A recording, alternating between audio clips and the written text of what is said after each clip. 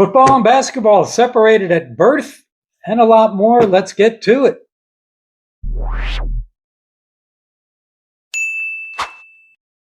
Okay, so Rutgers finishes out the season strong despite a loss against Michigan State, 91-87, in a game that was much closer than the 20.5-point odds would have indicated.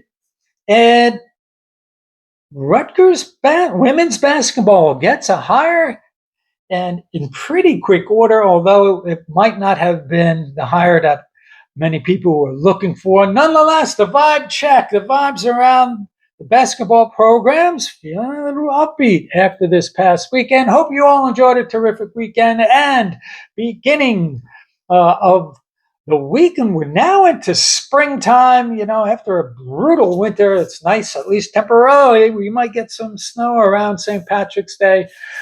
Nonetheless, my name is Tom. So where are we at in basketball? You know, Rutgers closes strong with our sixth Big Ten win of the season against Penn State. And regardless of how good or bad Penn State is, we always like wins against Penn State. A few and far between against wrestling and football. But nonetheless, if we can get some wins in basketball, that's a good thing. Essentially, you know, that's how I got my screen name for this channel. If you remember back in the day, NewJersey.com, Rutgers forums, you'd be able to comment. And, you know, I guess it got crazy after a while because NewJersey.com did away with those forums. And the Penn State alumni and fans always seemed to be the most aggressive in attacking Rutgers when we weren't very good. It was just, you know, kicking somebody when they were down. So I would always fire back at them. And Penn State alums and fans, being Penn State alums and fans, obviously would complain. And then you'd get thrown into the dungeon like you would if you were on the Jake Asman show. And so I always had to come up with new screen names. You know, went through Scarlet Fever, you know, Scarlet Knight, yada, yada, yada. Eventually, by the fourth or fifth time, Scarlet Rogue kind of stuck by that time, though they did away with the forums. And so that's how I came up with Scarlet Rogue some, 15 years later. That being said, we get a win, a win where we dominated for most of the game against Penn State, 74-62 after, leading by 20 points. Previous to that, though, we get another close loss against top 10 Michigan State. For the second time this year, we played it close against Michigan State. Tom Izzo throwing some bouquets our way. And, you know, as a 20.5-point underdog, boy, how often does that happen for Rutgers basketball?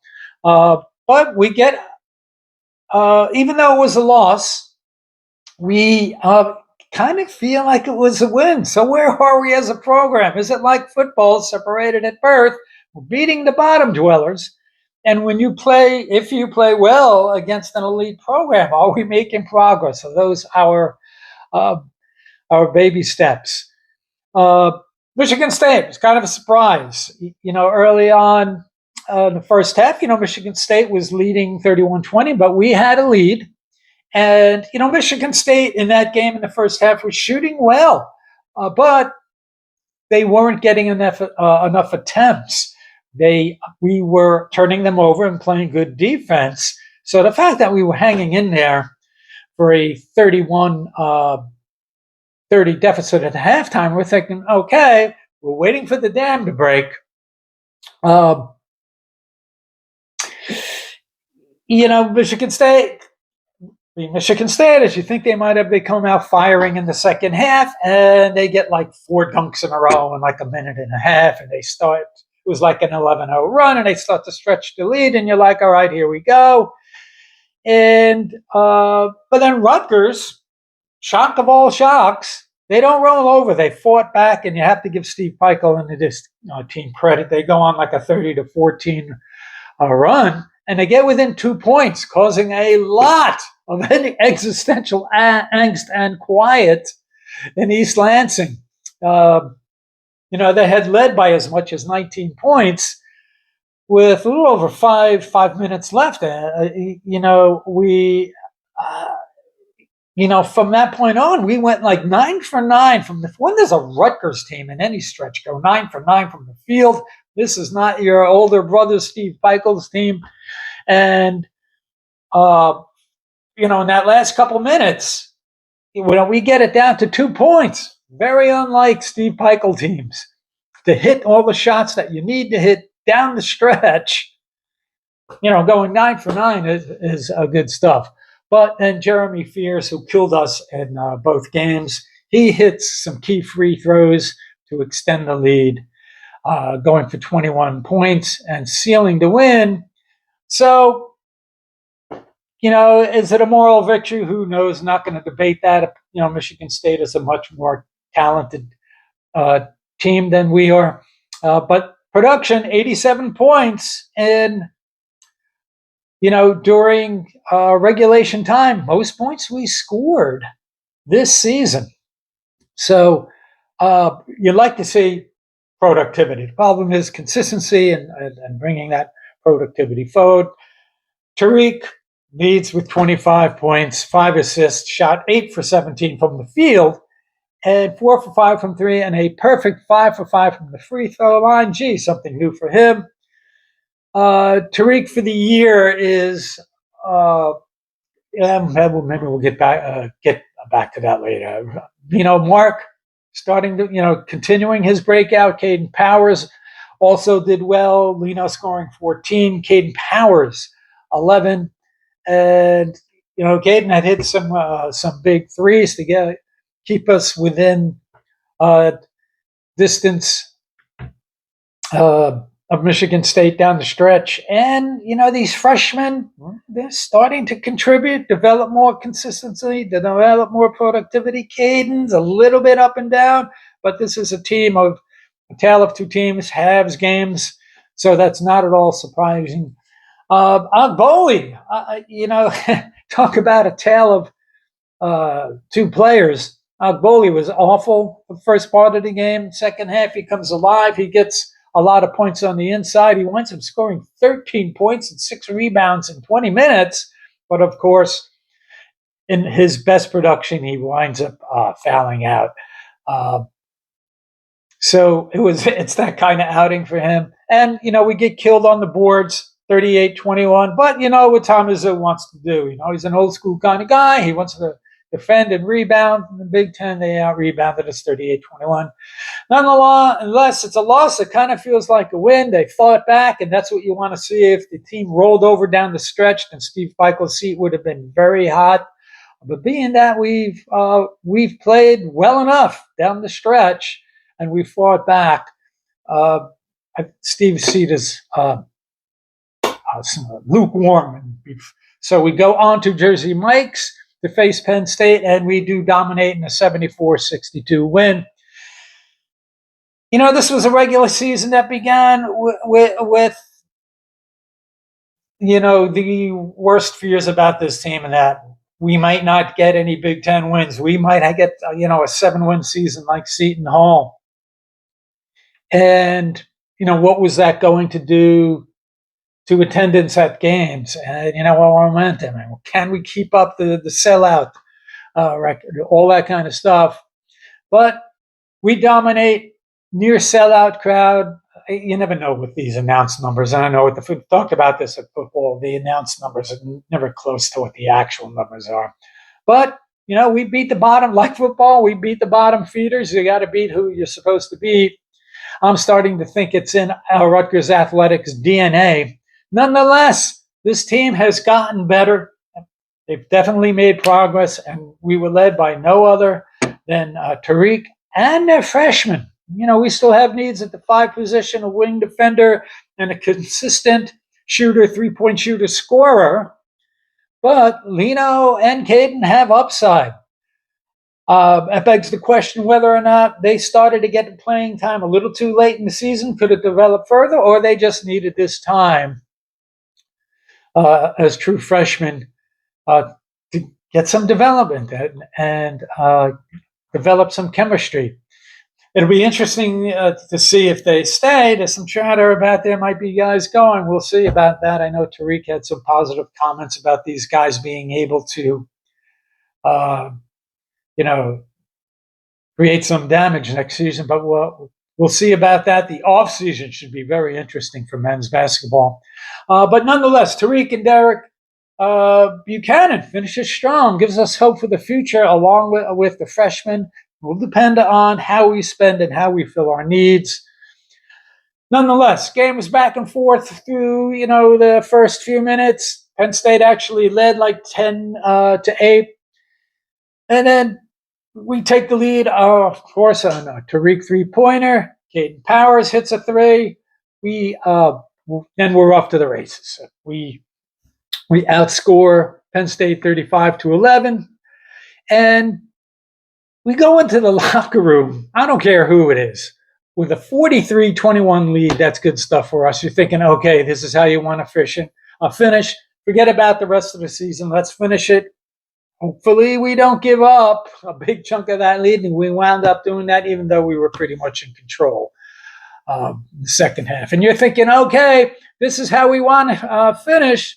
We shot well in the first half. I want to say 56, 57, 58%, somewhere in there.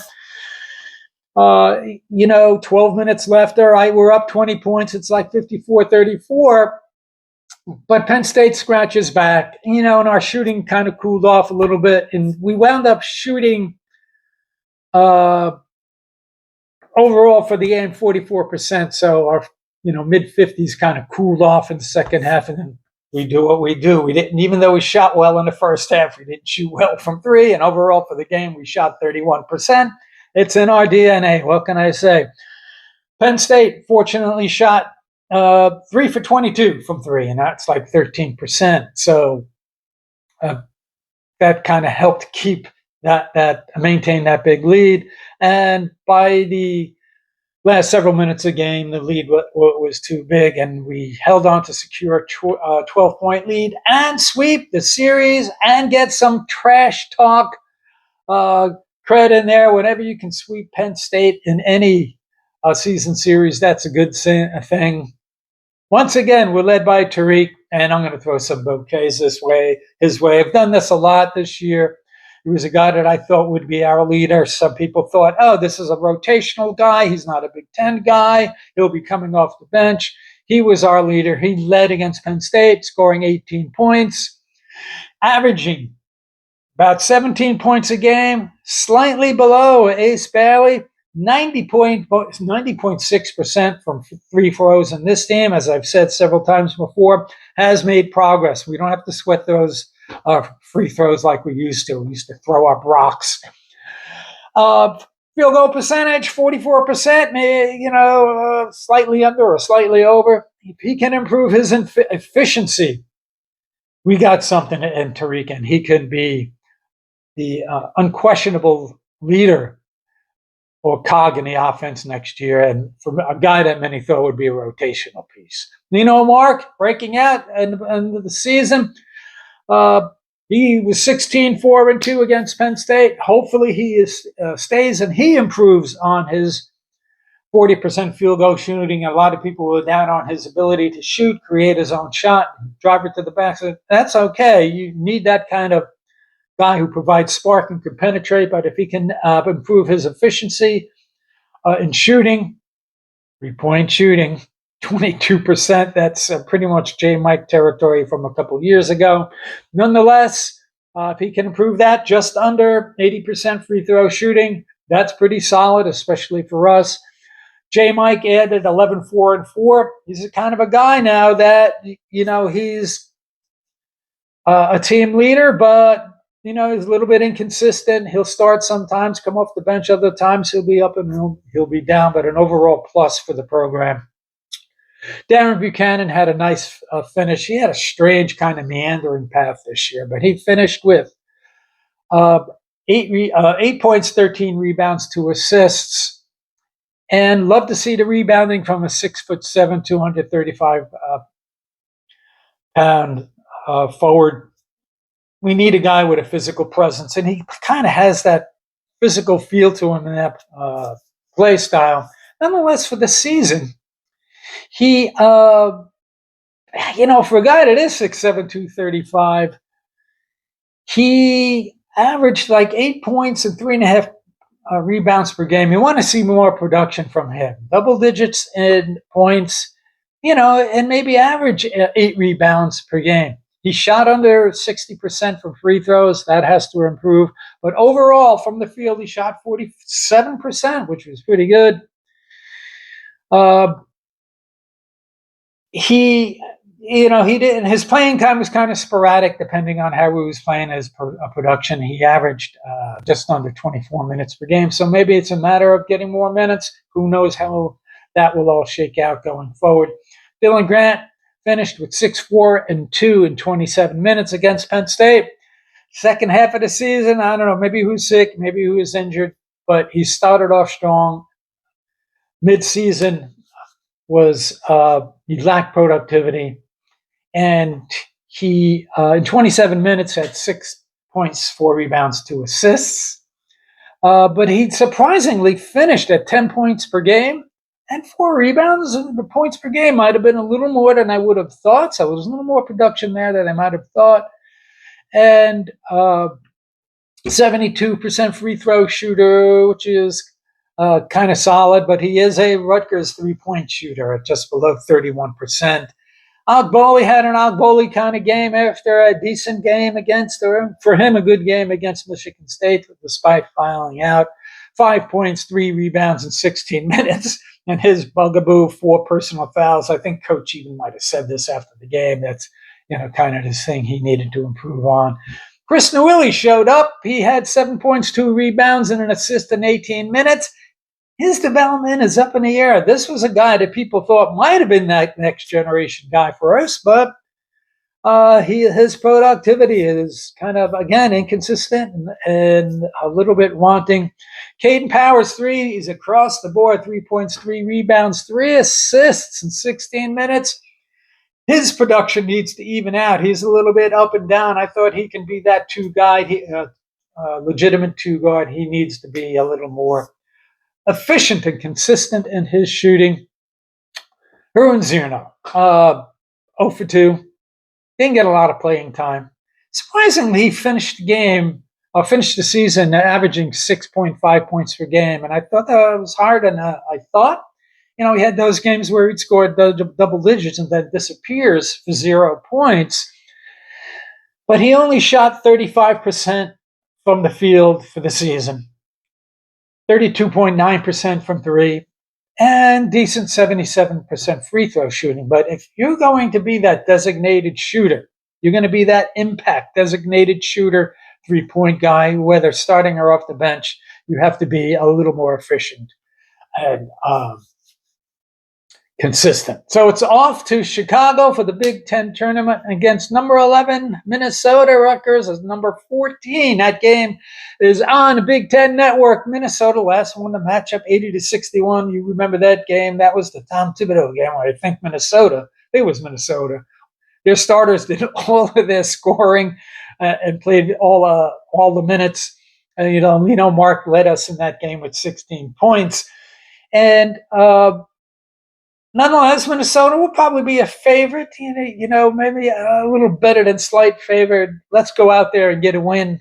Get the 14 wins. Boy, if we have one less win than last year with 2 top 5 lottery picks, okay, that's kind of something, I guess. There is hope. We're talking about hope for basketball and hoping to exceed expectations. Rutgers women's basketball finds their guy. Kind of surprised at that. As they hire LSU assistant coach Gary Reedus II, his dad playing Major League Baseball for 13 years, hence the second. Whenever you can get an assistant coach from an elite program like LSU, that's one. A natty, that's a good thing. We're going to the LSU bag of tricks once again. I'm kind of ambivalent about that. Yes, do they play the whole NIL game, revenue sharing, treated as professional sports? Yes, but I'd kind of like, I guess it's kind of like Coach Schiano going to the Florida bag a lot. having a coach down in Florida and having a stranglehold there. But I kind of like to see us expand beyond LSU, but the relationships of that are there, and as long as it works out, that's okay.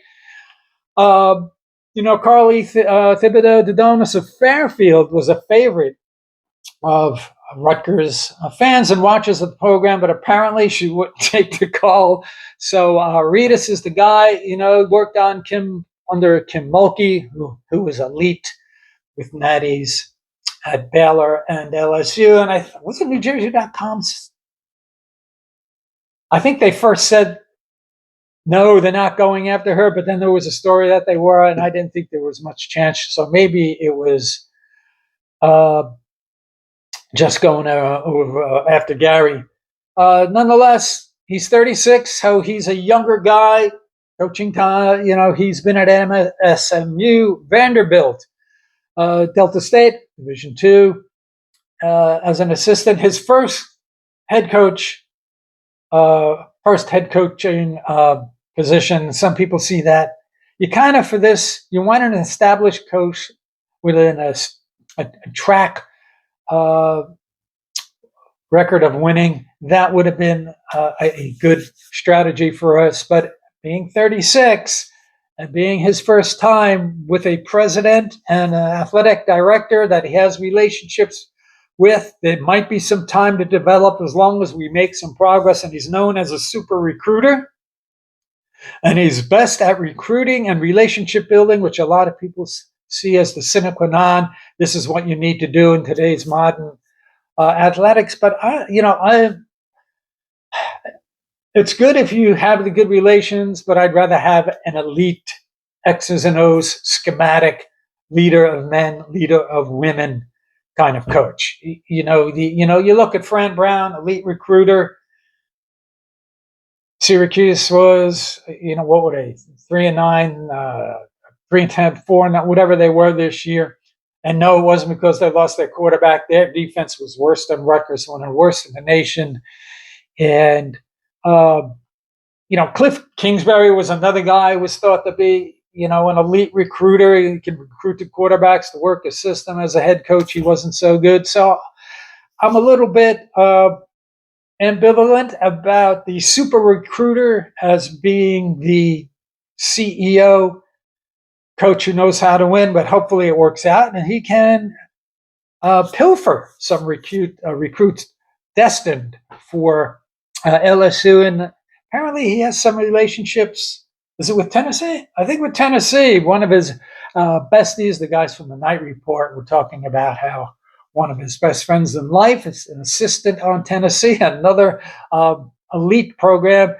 So maybe we can kind of build an all-star coaching staff of assistants from elite programs. Nonetheless, NIL and revenue sharing will have an impact on both basketball programs, and all the hand-wringing over NIL